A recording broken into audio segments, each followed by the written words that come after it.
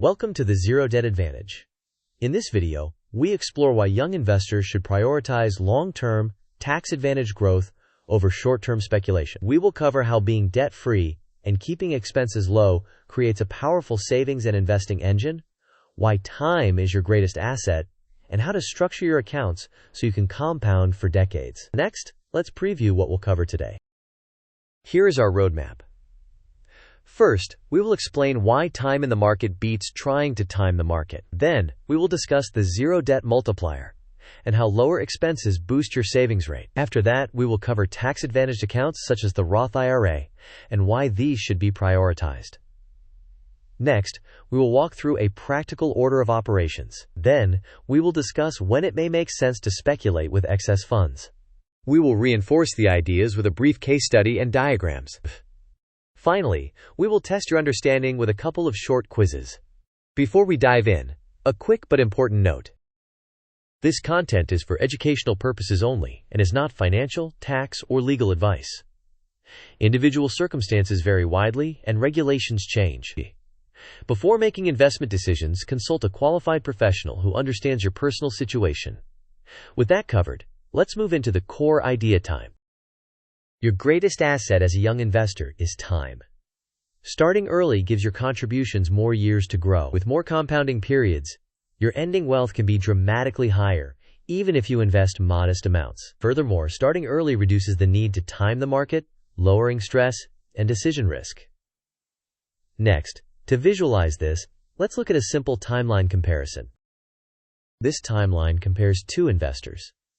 Investor A begins in the early 20s and invests for a decade, then stops. Investor B waits 10 years and invests for 3 decades. Because Investor A's money compounds longer, they may end with similar or even greater wealth, despite contributing less. This illustrates that starting early is more powerful than chasing perfect timing.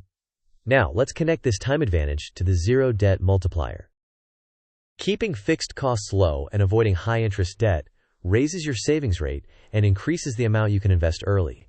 Minimal lifestyle choices also give you flexibility to stay invested through market cycles. If your investment horizon is decades, then the rational priority is long-term, tax-advantaged growth rather than short-term trading. That means treating retirement accounts as long-term growth engines, not day trading pools. Broad, low-cost index funds inside tax-advantaged accounts are an effective, quiet path to long-run wealth. To tie these ideas together, let's diagram the flow from zero debt to long-term wealth.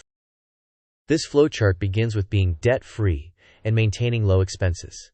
That leads to a higher savings rate. With a higher savings rate, you can fully fund tax-advantaged accounts, such as a Roth IRA or employer plans. Inside these accounts, broad index funds compound for decades, culminating in substantial retirement wealth. If there is money left after hitting the tax-advantage ceiling, that excess can be used for measured speculation in a taxable account.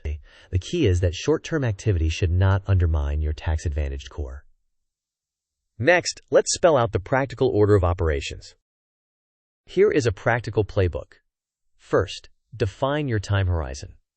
If you won't need the money for decades, focus on compounding. Second, create an emergency fund to avoid forced selling during downturns. Third, pay off high-interest debt. Fourth, contribute to an employer plan at least up to the match if available, since that is effectively a guaranteed return. Fifth, maximize contributions to a Roth IRA if eligible, or consider other suitable accounts based on your jurisdiction and income limits. Sixth, expand contributions to employer plans and health savings accounts where applicable. Seventh, only after you have maximized tax-advantaged space should you deploy excess cash into a taxable account for measured speculation. Finally, automate your contributions and rebalancing to maintain discipline. Now let's compare short-term trading against tax-advantaged compounding in a simple table. This table contrasts two approaches. Day trading in volatile assets typically involves short holding periods, frequent taxable events, and high behavioral risks. Over long horizons, this often produces unreliable outcomes.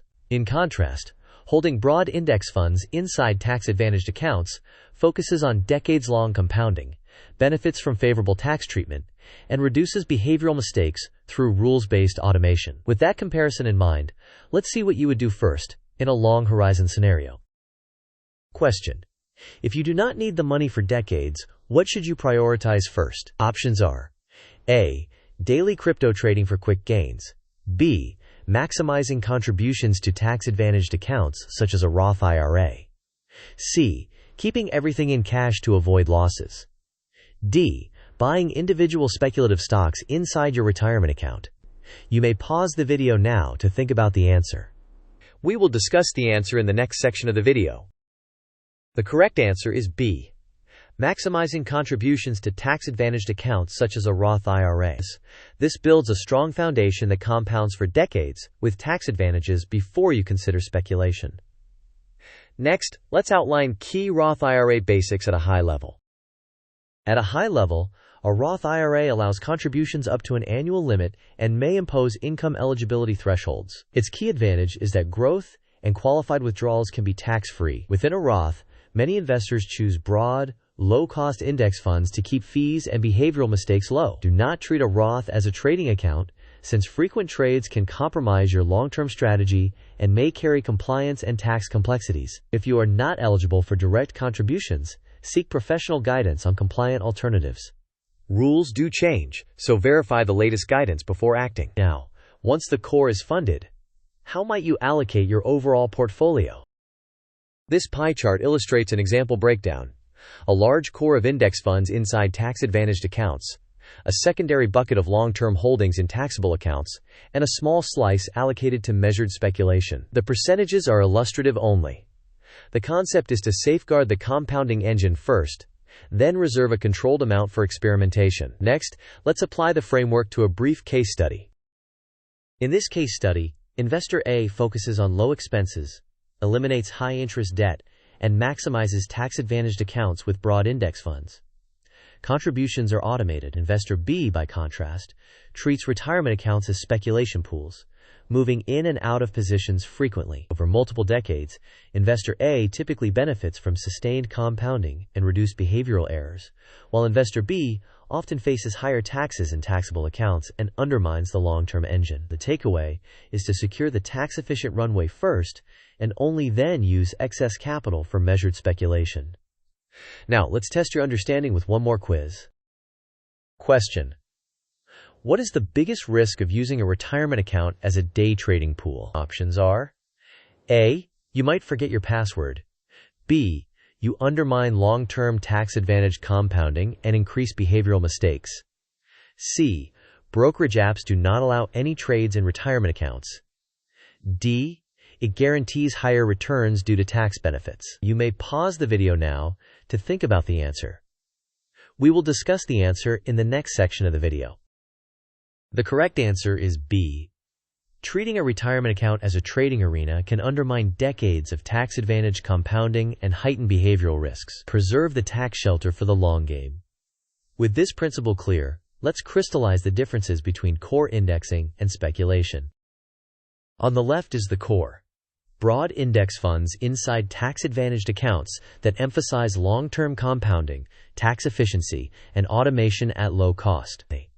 These features increase the likelihood of meeting long-term goals. On the right is the satellite, a small, capped allocation of excess funds in a taxable account used for measured speculation. This side requires clear rules, awareness of taxes and fees, and acceptance of potential loss. The crucial point is that the satellite should never compromise the integrity of the core. To wrap up, let's summarize the key takeaways. In summary, time in the market beats timing the market. A zero-debt mindset and low expenses raise your savings rate. Prioritize maximizing tax-advantaged accounts, such as a Roth IRA, before considering speculation. Use broad index funds as your compounding engine, and only allocate excess funds to measured speculation in a taxable account. Automation helps maintain discipline. Finally, let's close with a thank you and a quick request. Thank you for watching. If this video helped you, please like it, share it with a friend, and subscribe for more content on building long-term wealth. In the comments, let us know how you think about your core versus satellite allocation and what rules you use for measured speculation. We appreciate your support.